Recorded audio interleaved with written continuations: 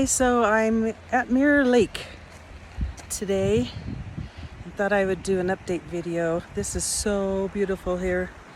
The upper campground area was really full, but I pulled off in another little day use area for a minute. Hopefully I don't have to have a permit, but I won't be here that long. But I did have to use the outhouse. And I found this little area which has a really nice stream. And as I was pulling in, I saw a moose. It was coming straight up to the road right over there. I don't see him now, but it was big and he was beautiful. And it was definitely a moose. So hopefully he doesn't find me over here, but that was way cool. So anyway, I thought I'd come by this stream and kind of give an update of where I'm at now. My last video was about a year ago when I first had my big changes in life. 2025. It's now June 19th, 2026 now. It's a Sunday. Thought I'd take a little Sunday drive up to see this beautiful area. Whew. Oh my goodness, I almost fell. And look how beautiful this is. Oh man, can I see it? Where am I? Oh, there it is. Okay. So, anyway, updates. So back in 2025, the only thing I didn't document was my son's wedding. He and my daughter-in-law got married April of 2025, and then I moved out, got a divorce, and moved to a new place right after that. They're also not that big into social media, so I don't feel comfortable posting their wedding online, but it did happen. And it was beautiful and it was wonderful, and they are really good together for each other. So look how beautiful this is. That was the new thing that I didn't get documented, but everything else I was able to video log. So 1 year down the road, I'm in a much better place. It's so wonderful.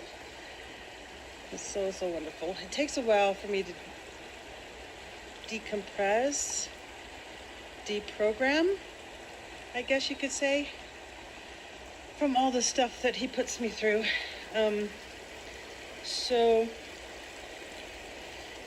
I did have a really nice place where I could just kind of relax. I felt safe. I felt comfortable. And I was able to heal and process a lot of stuff. Last May May 2026 marks the 1 year, and I started to feel some things at that point that started to change. I started to feel some more of the negative stuff come through, repressed memories that would come up, mostly when I was watching movies or when we would talk about things. And then I just had to kind of process those, sit with the pain, the anger, the grief, and just let myself feel it. Sit with it and decide what I was going to do with all of those feelings. But I've come through it. It's been awesome. I've been through that before.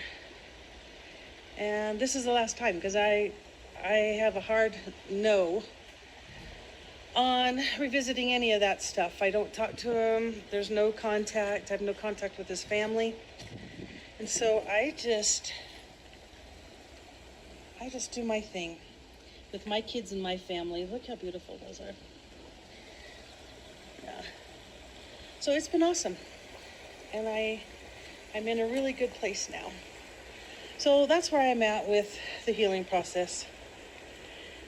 I haven't dated. I haven't really looked. I got online a couple times and just, I don't know. Didn't set well. Didn't feel right. I didn't feel like I was in a good place to even really try to start another relationship. And I don't feel like I need one. I've had a few. And they haven't gone well. I had one in high school, broke my heart, cheated on me. with my best friend, or one of my best friends. So put that behind me. Then I had one in college. I thought I was going to marry him. I was really in love. Thought I was going to spend the rest of my days with him into the eternities, but that wasn't going to be so because there were red flags on that one too. I couldn't see it for a really long time because I didn't have time to process that. He went on a mission, and by the time he got back, I was pregnant and dealing with this narcissistic ex-husband of mine. So that he came back, I told him, he looked at me, walked out the door, never spoke to me again, pretty much.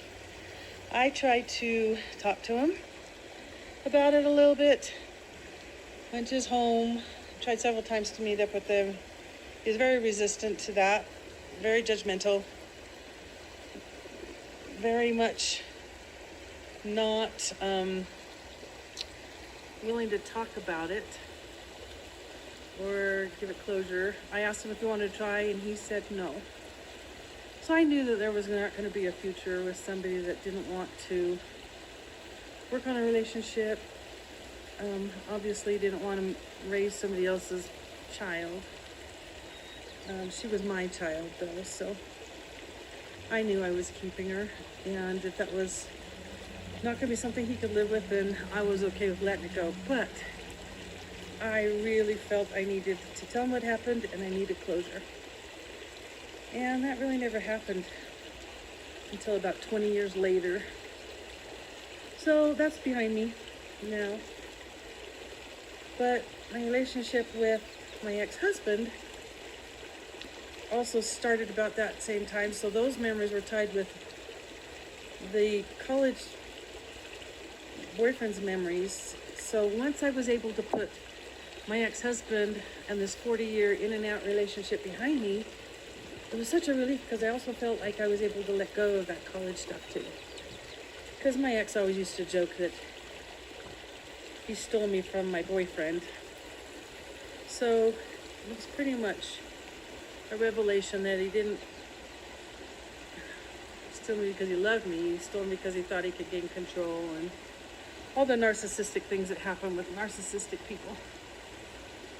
But you know what? That's all behind me now. So I'm a year past the final leave. I mean, I went back 4 times, each time for a different reason.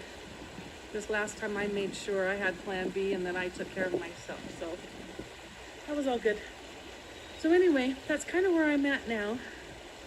So I am taking another little drive, self-reflection, time on my own kind of day. And it is really beautiful. It's hard sometimes because I'm in a phase now where I have the up and down days. I miss companionship. I want to feel like I'm a companion with somebody, to help somebody help me make decisions and build a new life and all that. But yet I don't want to because I'm okay on my own. Kind of do what I want, figure out me, what I like. I have peaceful days like this where it's just me and I'm okay with being me. In fact, I love going back to my little apartment and just hunkering down after a long day and putting on a movie and just doing my own thing. So anyway, that's where I'm at. Life is really good. As far as the family updates, last thing I updated was Christmas. We spent it in Las Vegas. We had Christmas. I rented an Airbnb and we spent it with Jeremiah and my parents in Las Vegas for Christmas. Then we had January, which is New Year's. And their dad wanted to do a New Year's with the boys, at least the 2 younger ones, because the older ones don't speak or have anything to do with their dad right now. So they had a New Year's party, but I spent it on my own because Jeremiah's in Las Vegas. And Kira wanted to spend it getting some stuff done for her work and her portfolio so she could find a new job. So it wasn't that bad actually, because I live in a 55 plus community, so they had New Year's activities going on there. I popped into a few of those. and attended those. We watched fireworks from our front. I can't see it from my patio, but I can walk over and see it from the front lawn. So I did that. February's Valentine's. Said happy Valentine's to my kids and to my parents and family, but Valentine's has never been a big to-do. And then after that was March, St. Patrick's Day. That was unmarked, really. When we were teaching, we'd have big Patrick's Day parties and stuff, but I work from home and we don't really do Patrick's Day. And then April was Easter, which is also around my ex-husband's birthday. So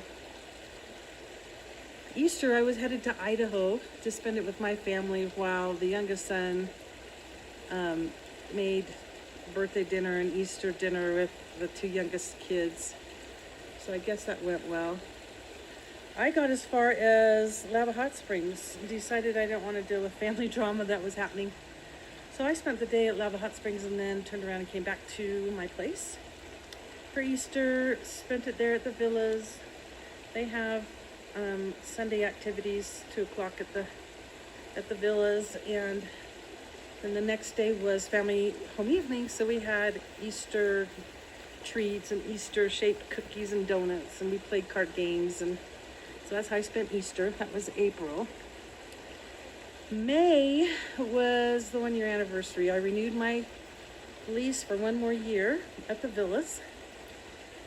So I'm going to stay there until I figure out where I want to go and what I want to do. I still haven't figured that out yet. And I need more money. So I'm still working. I'm 60 years old now, so I still have probably at least 7 more years till I retire at 67. So that was May. June, Charlie got married. So Charlie and Wes finally got together, and we went down, and the family went to her wedding. Also, we traveled to Idaho for her bridal shower. So we did the bridal shower and the wedding in Idaho with my family. Decided not to post about that either because it's kind of family stuff. And really, I mean, there's a few of us there, so I have pictures of that. That was June. July 4th, the kids also went different places. Kira and I decided to come to Mirror Lake. We did some last minute planning and then decided it was too hot, so we pretty much just stayed home for the 4th of July. Jeremiah's in Las Vegas. Tyler went to Lake Powell. Austin and Kenzie went to her families out in a big party cookout thing that they were doing with their families, so they had a good time. And then on the way home, they stopped in so I could see the grandbaby. So that was July, the 1st of July. Now we are approaching July 24th.